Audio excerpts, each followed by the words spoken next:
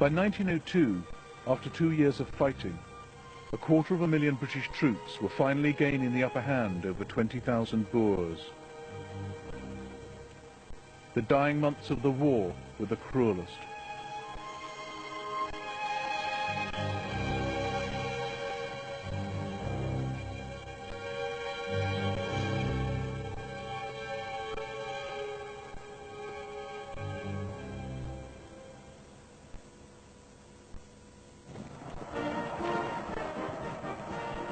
Capture, death and desertion had whittled down Boer numbers. But the whole empire had answered Britain's call. Australia sent over 16,000, and they were all volunteers.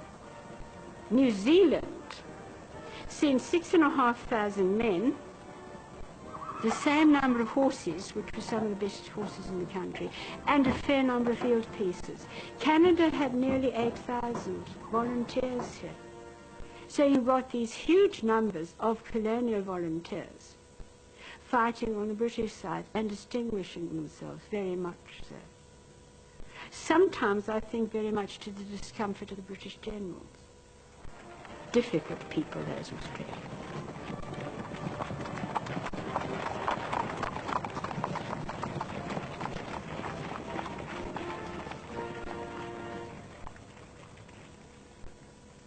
This was less a war of pitched battles than of isolated guerrilla skirmishes. One task was to clear the veldt of civilians, to cut off support for the Boers. Walker Thompson of the Bushman's Corps wrote to his brother about the scorched earth policy. We burned hundreds of homes and had to turn the women and children out. It's a job I can't stand. We came over to fight men, not women and children.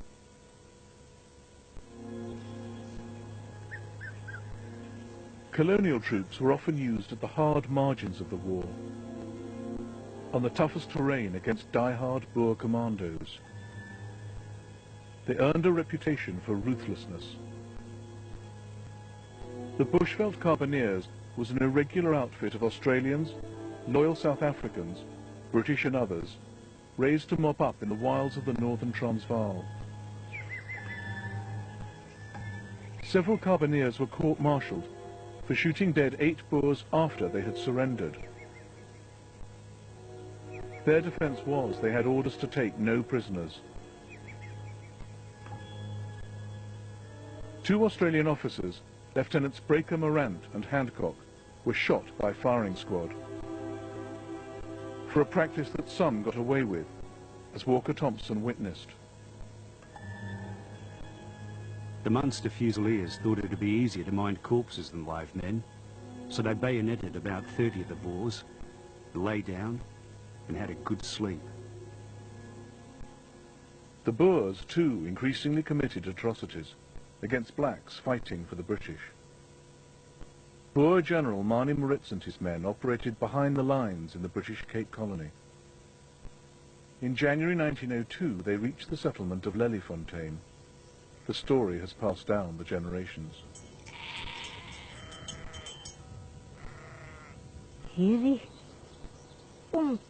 This was a rich area. It had food, it had grain, it had sheep, it had cattle, and it had horses. My child, the Boers came, and they destroyed everything. They bankrupted everyone, and they planted poverty in our soil. The people of Lelyfontein were fiercely loyal to Britain. They served as scouts and spies, but Manie Maritz wasn't having any of it. Het my pa na hulle toe gegaan en vir hulle gesê, kyk, hierdie storie wat julle die Engelse help. My father said to them, this business of you supporting the English, we don't want it.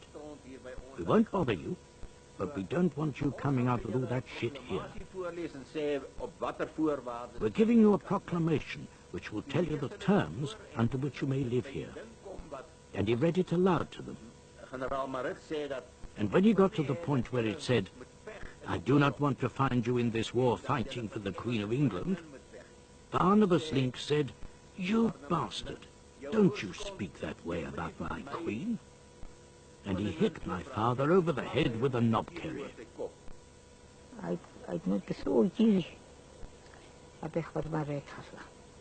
It was with a knob kiri like this that he hit Maritz, and that blow cost all the trouble right there and then. As Maritz came down in front of the church, Barney Lengs hit him with a stick.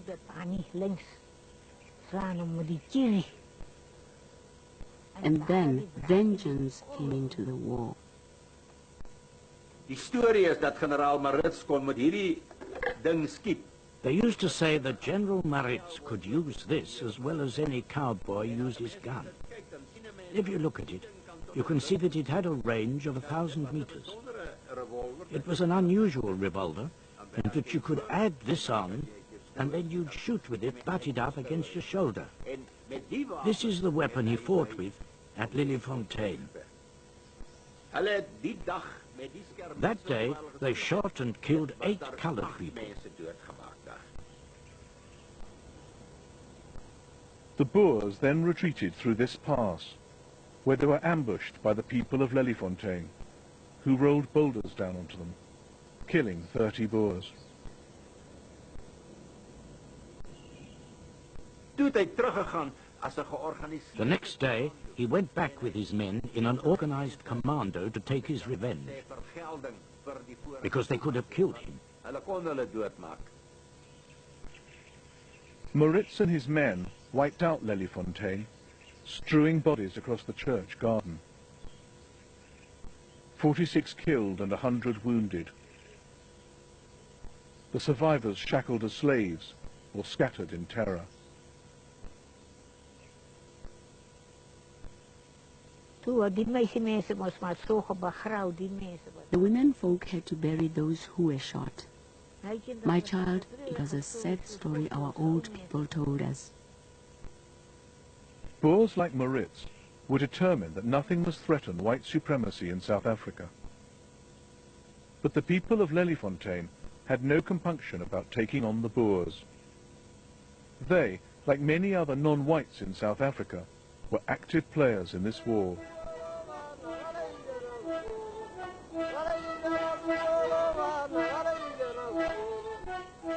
Across the country there was considerable variation in allegiance. Most Basutos sided with Britain, but some believed their best hopes lay with the Boers and weren't afraid to strike out on their own.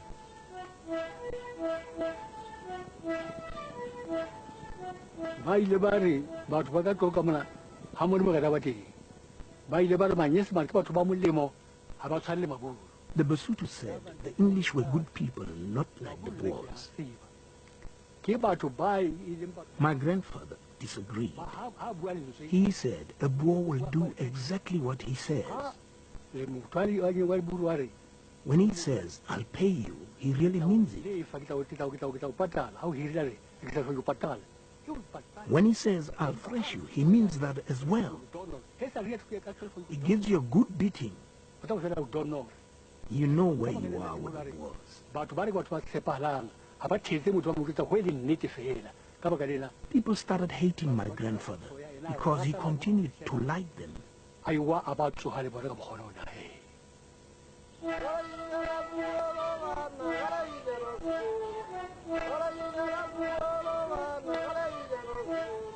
The Boers always needed fresh supplies. They increasingly relied on sympathetic blacks, like Etienne Mofutsenyana's grandfather. He had a house not far from here. During the night, he flew a flag at his house so the Boers wouldn't get lost. He would hide them in his house while he went to Basutoland to buy clothes for them. Then they would leave and others would come, and he would do the same all over again.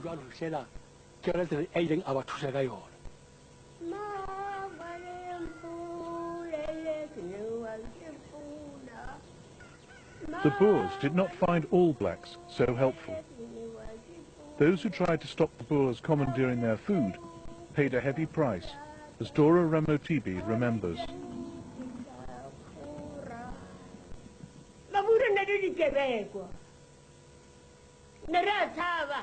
The Boers were criminals. We were scared of them.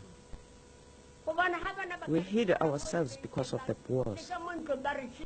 Because if they found us in our homes, they would burn our homes down.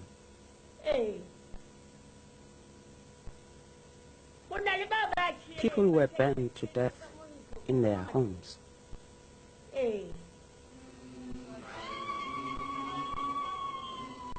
The British also torched black homes to deny support to the Boers. Will Saxon of the Manchester Regiment wrote home about these operations. As far as I could see in every direction, kraals were burning. I feel sorry for the black women. The tears roll down their cheeks and the piccaninnies cluster round them. I always think of a wounded stag when I see them, staring at their burning huts.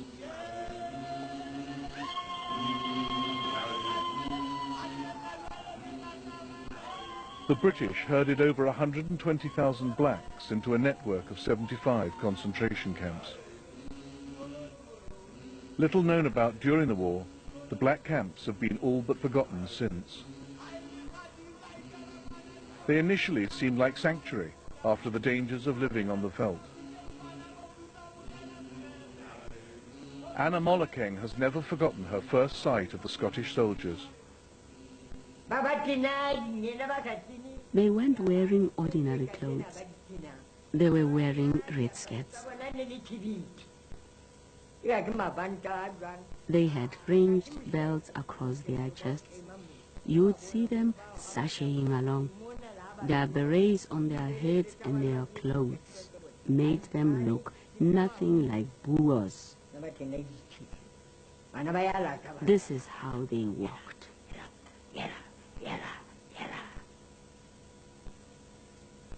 But conditions in the camps were disease was rife. All save the poorest blacks had to pay for their food. The only way to earn money was to work for the British, a form of forced labour. If you didn't have a man in your family working for the army, you were charged double for rations.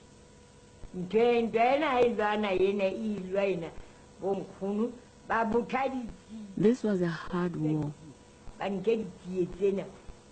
Our grannies used to gather locusts for us to eat. Not the big kind you have today, but little ones. They dug up worms for us to chew. We used to eat those worms and also roots from the ground just to survive.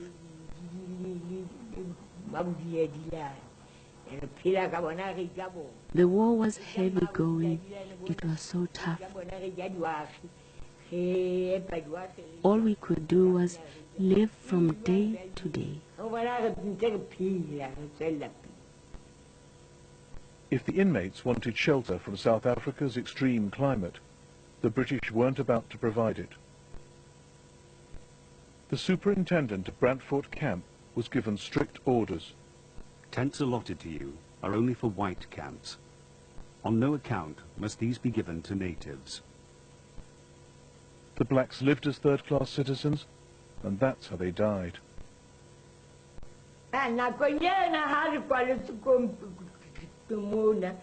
It was bad in those days. We didn't all get out of the camp alive. A lot of people died. The old women couldn't take it. They were dropping like flies, dead.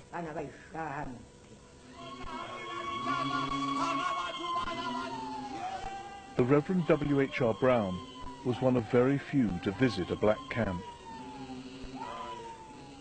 They have lost everything. And there being no political party interested in their destiny, they go to the wall, as the weakest are bound to.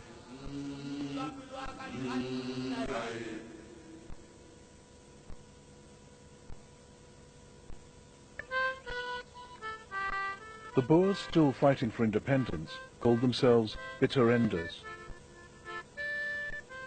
But the tougher the struggle became, and the likelier British victory looked, the more Boers changed sides. By the final months, a quarter of all Boers in the field were joiners, fighting for the British. My father was not nearly as opposed to the English as he was to the joiners. He simply could not stand them. He felt that what they had done was just unforgivable. To betray your nation and your country and your people. A unit of the 600-strong Farmers' Guard at Bloemfontein. They sided with the British to protect their farms against their fellow Boers. Hence their motto, "What we have we hold," inscribed in bullets over the British crown. Joiners helped the British track down Boers and burn their farms. There were reports of Boers castrating joiners they managed to capture. There were joiners in the camps, put there for their own protection, often in positions of petty authority. The joiners treated the people in the camps much worse than the English did. They thought they were the bee's knees. They mocked them. Your husbands are fighting, you're dying of hunger, and we've got piles of food.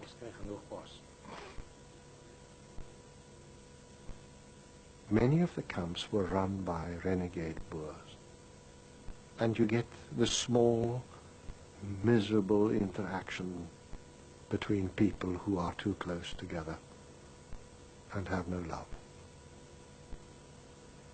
And I think this is what happens, and this is why in South Africa, in that war, one had the elements of a civil war.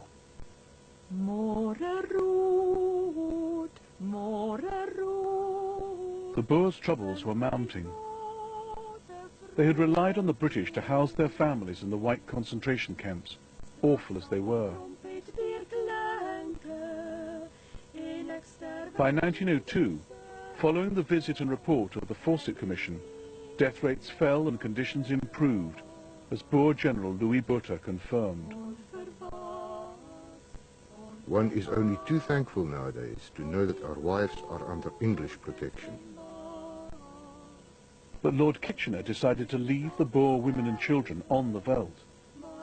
Let their menfolk look after them. But the veldt was now a very dangerous place. White women, black women, all were vulnerable. Maruti Setiloane recalls a story told him by an eyewitness. There came this troop of English soldiers on horseback, and there was this woman there who was gathering cow dung, dry cow dung, to go and make fire.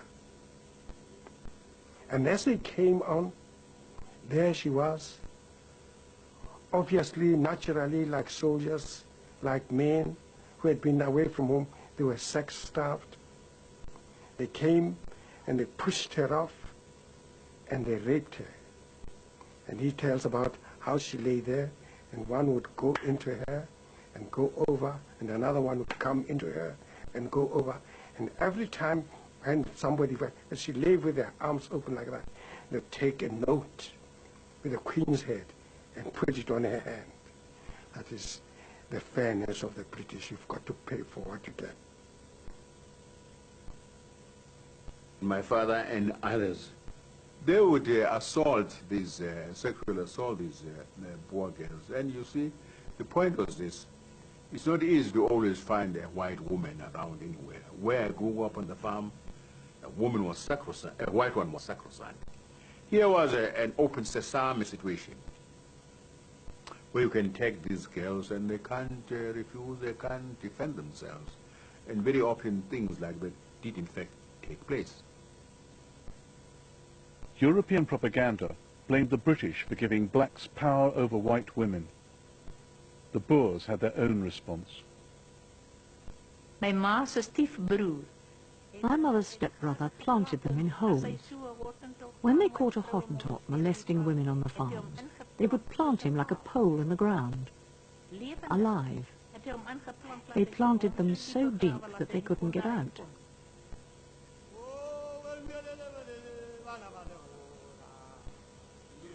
Some Boers now fear that the blacks were threatening the established racial order in South Africa.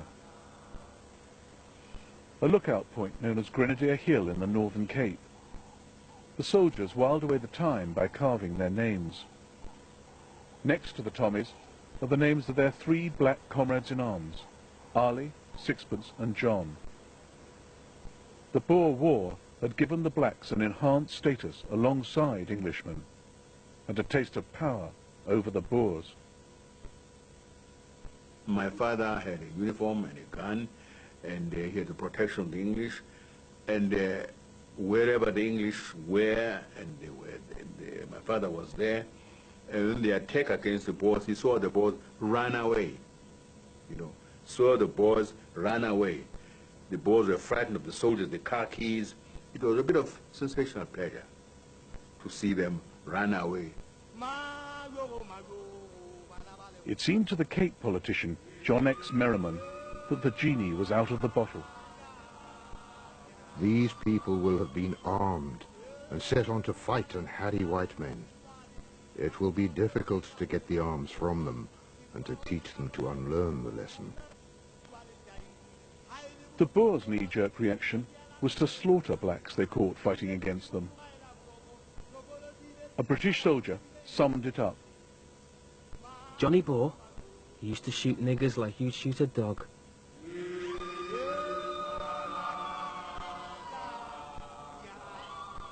By April 1902, General Boere and General de Wet had warned the burghers still on the battlefield not to execute blacks summarily.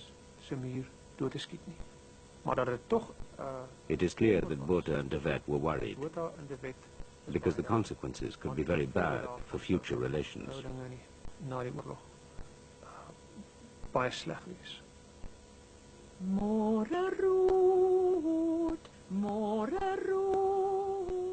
The Boers, in thinking about the post-war order, clearly saw the end approaching. They could hardly move for the maze of British blockhouses and barbed wire. They could scarcely find food in a land devastated by the British. The Boers were outgunned and outnumbered.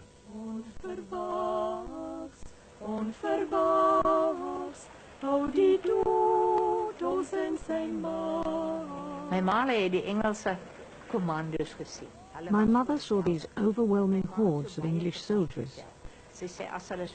She often told us that when they marched towards the Boers, it looked as if the earth was trembling. En as van die Engelse soldate geval het, And when an English soldier fell dead in battle, the others simply climbed over him and kept on coming and coming. dit was eintlik It was really a hopeless task for the Boers to carry on fighting, for the Boers even to think of winning the war. om die oorlog te dink om die oorlog te wen. The 11th of April 1902, Boer Commandant Potgieter lay dead on the veldt after the last formal battle of the Boer War. Hostilities seemed to fizzle out, and the Boers agreed to peace talks. The Boer delegates met on the 15th of May, south of Pretoria, at Vereeniging.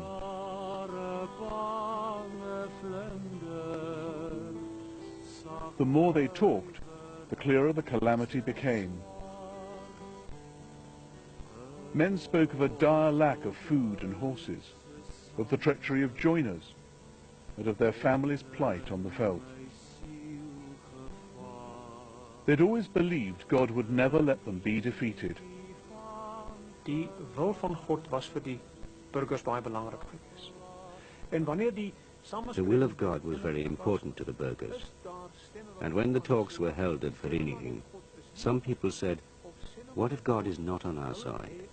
Or what if God wants us to lay down our weapons and submit to the inevitable, to the fact that we have lost our independence? What if God is not with us? Peace negotiations with the British took place in this pavilion. The Boers were offered guarantees of personal freedom and property rights, the right to use their language in school and courtroom, a £3 million compensation fund for farmers, and the promise of future political autonomy. But would there be any extension of rights to the blacks, as suggested a year before by Colonial Secretary Joseph Chamberlain? We cannot consent to purchase a shameful peace by leaving the coloured population in the position in which they stood before the war. But now the priority was to reconcile British and Boer interests. Earlier advice of Lord Milner pointed the way forward. You only have to sacrifice the nigger absolutely, and the game is easy. Britain ensured white dominance and black subjugation by leaving it to the Boers to decide whether to give voting rights to the blacks, thus condemning them to nearly a century of exclusion and oppression. When the peace treaty was being negotiated at Franklin, my people were not there. The black people were not there. Not only were the blacks not there, but even the interests of blacks were not taken in. And we were easy to be got rid of. Some black peoples, like the Bahatla in the Western Transvaal, had seen the war as a chance to regain land the Boers took from them long before, to settle old scores. The Bahatla had fought valiantly on the British side. They believed that, come victory, their loyalty would be rewarded. We hoped the talks would lead to us getting our land back, but we were not allowed to take part in the discussions. They didn't keep us in the picture. We were just ignored. We had fought in the war to recover our land. If we didn't get that, what was the point of us fighting? But then the whites buried the hatchet and closed ranks against us. They became like brothers, dividing our land between themselves, and we were left with nothing.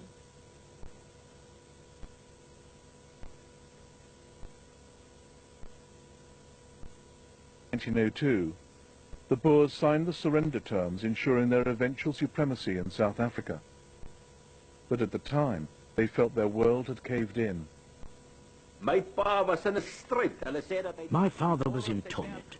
They say that that morning he got onto his horse and rode around like a man possessed. The thought of peace terrified him, and he did not know how to deal with it. And when General Smuts returned to his men and said it was peace, there was great animosity, because the people did not want peace. They said the only thing that should come between a man and his freedom is death. Mani Maritz's men were actually photographed surrendering, but Maritz was far away. He and others had chosen exile rather than life under British rule. The Boers now had to go through the humiliating formalities, signing the oath of allegiance to the crown, giving up their weapons. My pa was baie ongelukkig, want hulle moes hulle gewere gaan inhandig op vereniging. My father was very unhappy at having to hand over his guns at Vereniging. It was very difficult for him to bid farewell to his gun, because it had been his friend for 3 long years. 3 difficult, bitterly difficult years. There was one gun Daddy did not give up, his Mauser rifle. That one he kept. He just handed in his Lee Metford.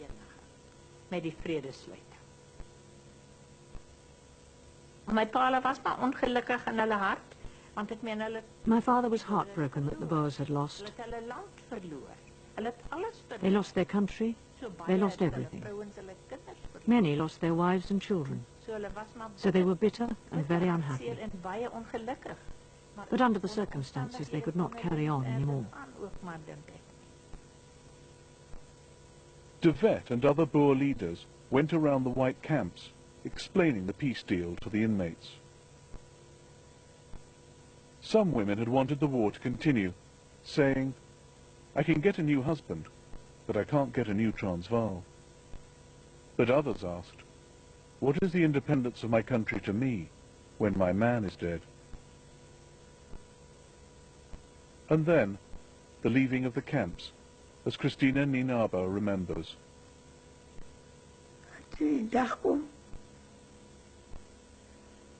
sê, die oorlog is op. The day came when they told us, the war is over. Julle mekaar maar kon nou weer waaklim. Get your things together, we'll drop you in Johannesburg. Ons gaan julle aflaai in Johannesburg. Everyone got on the wagons. Allemaal weer waans. Some women were weeping, some laughing, and some singing. Lachend thuis. Singing for the dead children they were leaving behind. Dooders wat agterbly. The British had incarcerated Boer prisoners of war on the island of St. Helena and in Ceylon and Bermuda. Now these men came home and went in search of their families.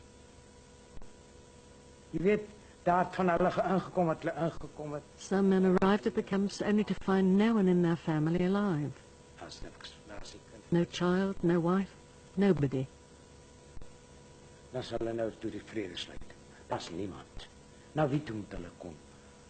The man would stand there with his hat on his head and his horse at his arm, and he'd ask, "Where are they?" And the reply would come, "They're over there in the cemetery." Recognizing your own father could be a problem. My father came home. I was small and silly. My father sat there. My mother said, "Say hello to your father." I said, "That's not my father. My father doesn't have hair around his face. That's a baboon." The group of women on the station embraced their husbands and cried, and it was a terrible scene. But my grandmother was a tiger of a woman, and she said to my grandfather, "Gideon, don't just stand there blubbing. There's work to be done on the farm."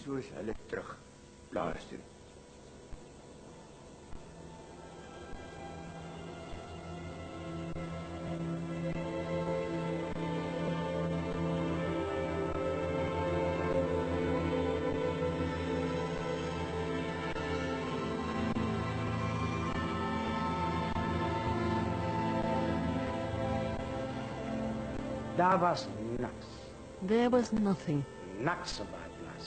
Nothing on the farms. The corn was burnt. The grain fields were burnt. Wheat had been emptied from sacks and trampled by horses.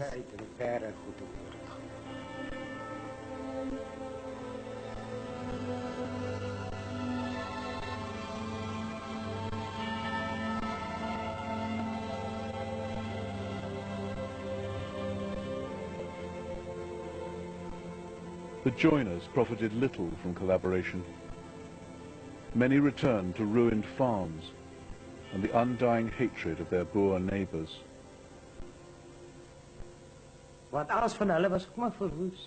Everything they owned was destroyed. If you set fire to my fields, the wind will blow the flames across to theirs. They thought they'd get cakes and ale, but they only got thorns.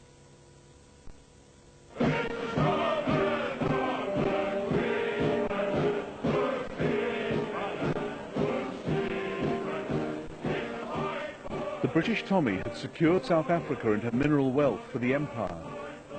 Now he too was going home.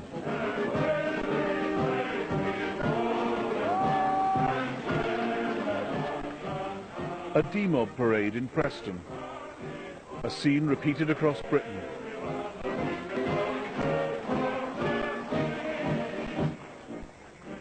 Mary Liverseed remembers that day. When the soldiers came home, we went to see them return.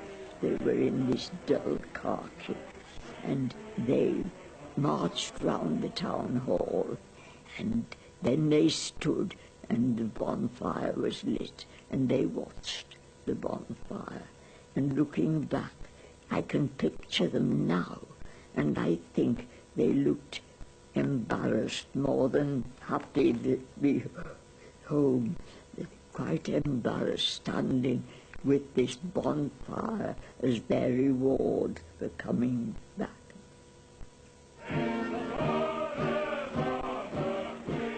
The war had different endings for each of the participants. Britain and her colonies left over 22,000 behind in South Africa, buried in cemeteries and on the veldt. Over 100,000 dead and wounded. As Rudyard Kipling wrote, "We have had no end of a lesson. It will do us no end of good." The Boer War established a pattern of empire solidarity which would include South Africa, repeated in conflicts down the century.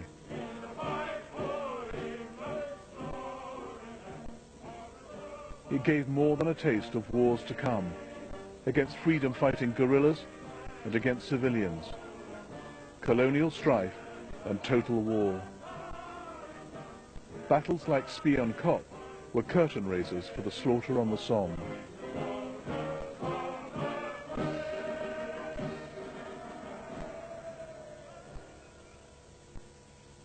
In time, the Boer War receded from Britain's memory, eclipsed by 2 world wars.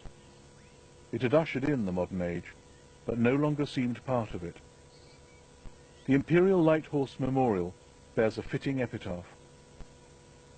Tell England, past this monument, we who died serving her, rest here content.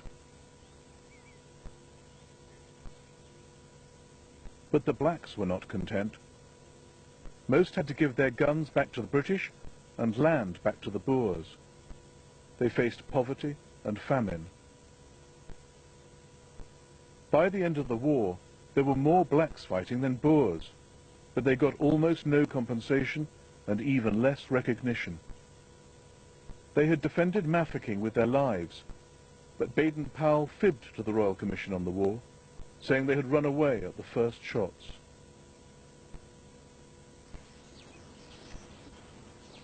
A memorial was put up to Mafeking's gallant white defenders. The blacks were a grudging afterthought.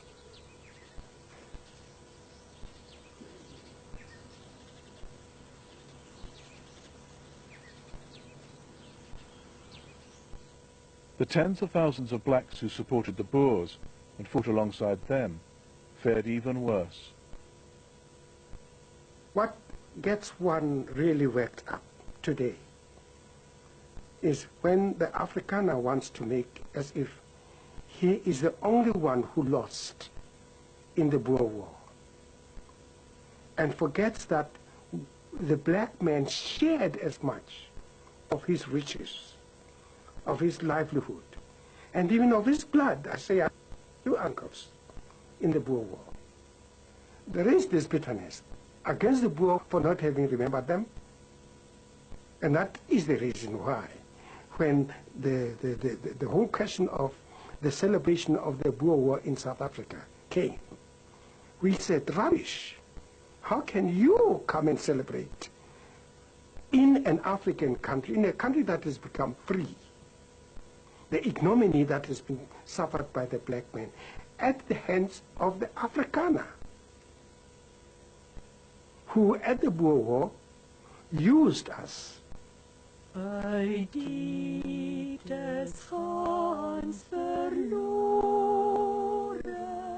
the Boers had their own agenda, to set themselves apart from and above all other peoples in South Africa. The white concentration camps would play a key role in that process. Orange River Station Camp is one of the very few untouched since the inmates left a century ago.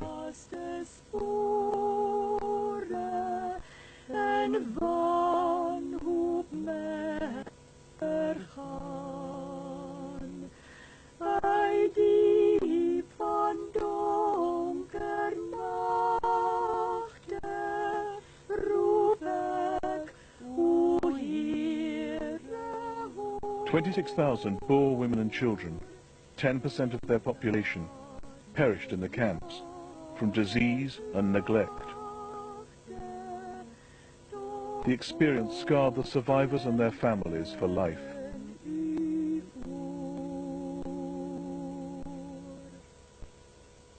Maar dit is soveel There was so much sadness in those songs. droefheid wat daardie gesang. It has stayed with me my whole life. Kom dit dat dit vir my hele lewe lank bygebly. I cannot forget Ek it. kan dit nie vergeet nie. Uit dieptes gans verlore, van redding ver vandaan. Maar by die tweede vers, eers by die tweede derde. At the second verse, my grandma would start singing with her tiny, squeaky little voice. It was like a bat floating above my grandpa's baritone. Sy diep stem. En by die derde And reeks. at the third line, the dog would start howling along with them. Dit het tradisie geword in ons. That became a tradition in our home. I asked my father, why are Grandpa and Grandma so sad? Toe vertel hy vir my. My father told me it was because of the concentration camps. Grandpa and Grandma never, ever got over it. Their twin girls who died and the other little children, En die ander kinders. Grandpa never recovered. Papa het nooit daarvan herstel nie. But private grief and bitter personal memories like these were exploited to underpin white supremacy. The first moves had come in 1913, when the Boers, by now self-governing, met at Bloemfontein to honor those who died in the white concentration camps. The suffering and deaths of the women and children in the concentration camps was an important cornerstone in the establishment of Afrikaner nationalism in the 20th century. The white concentration camps were elevated to the only concentration camps in existence to represent the suffering and to unite the Afrikaner people. The argument went, we are a people purified by adversity. We alone have suffered like this. We alone are fit to rule in South Africa. History that didn't fit was obliterated. Even the black maids who accompanied their Boer mistresses into the white camps were quickly forgotten. The camps were built over with somber memorials to the white dead. The black servants who died there were buried some distance away in unmarked graves.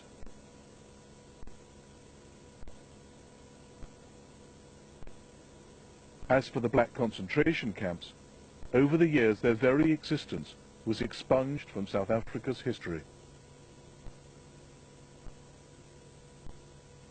The white concentration camps became everything, and yet the suffering in the black concentration camps was as bad. Baie verwaarloosde aspek A very neglected aspect of the war is dat ons nie die is that we did not utilize the common ground that we had with the blacks in this country. swarte in hierdie land gehad het. Ek praat nou I'm speaking now from an Afrikaner's point of view. nie benut het nie. That we did not make more of the black concentration Meer maak camps, van die swart konsentrasie not to make kampe, political nie met gains, 'n politieke but rather to emphasize the common suffering, which is the most important potential unifying factor between us and the blacks. A century of silence and cover-up has made the black camps very hard to find today. An old map shows one in the Free State, near Alleman's Siding.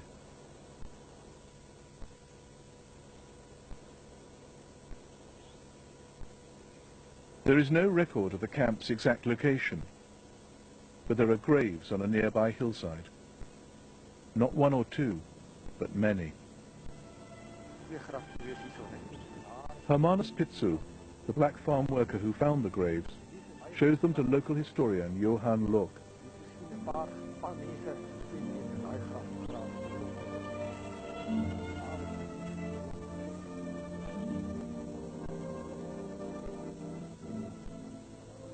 They are watched by the owner of the land Andre Hayes. Her family wasn't here during the Boer War, and she had no idea there were graves on her farm.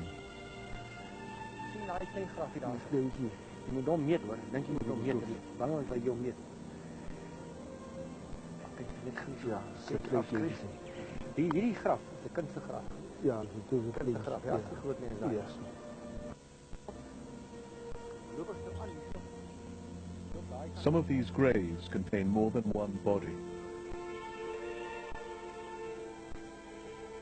Current estimates put black deaths in the camps at 18,000. But new discoveries are pushing the figures upwards.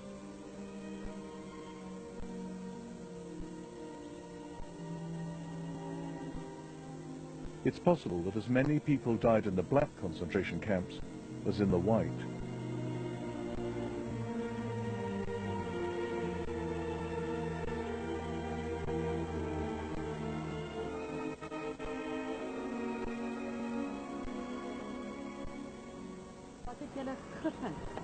Ek en nou Hermanus het nou hier rondgeloop by die begraafplaas. Ja. Om te kyk wat ons kry. En ons het ook die grafte getel hier. Ja. Hoeveel is daar? 638 grafte. Ja, ek kan dit nie glo nie, dis onmoontlik. Baie grafte. Ons dink dit is die grafte van 'n Britse konsentrasiekamp vir swart mense. My pa self het nie geweet dat die kamp was nie. Hoe jy geweet is grafte die van die Boereoorlog. Nee, daar was een man wat hier gebleven, die gezelle plek wat die mensen zei, ik heb gepraat met hem, maar ik heb het al gezien, maar toen vraag ik ook, wat zijn grafenis is, bijna daar zo. Ze zei, nee, dat is oorlogse mensen. Ja, die oorlogse mensen. Maar jullie weten niet helemaal waar die kamp nou was, hier bij die Allemanstasie nie? Nee, ons het nog nie die kamp gekry nie. Ek en Hermanus het natuurlijk gesoek vir hierdie kamp. Hermanus sê vir my dat 'n begraafplaas so baie naby 'n kamp gewees het. Dit is 'n taak vir toekoms, ons gaan hom kry. Ja, ek wonder. Die quarry gelukkig. Ja, daar so intoe, waar die lande is. Ja. Dan ons gaan hom kry, Hermanus het my gesê, hy soek vir die kamp en ook sy manne soek vir die kamp. Hulle soek vir asoop, hulle soek vir klippe. Nou verskriklik moet gesê. Maar dan kan die baie op soekplaas voor ja, dat plek kry.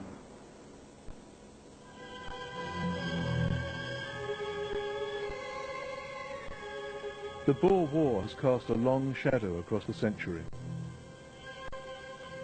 Only since black majority rule can its lost history, shared by blacks and whites, be recovered.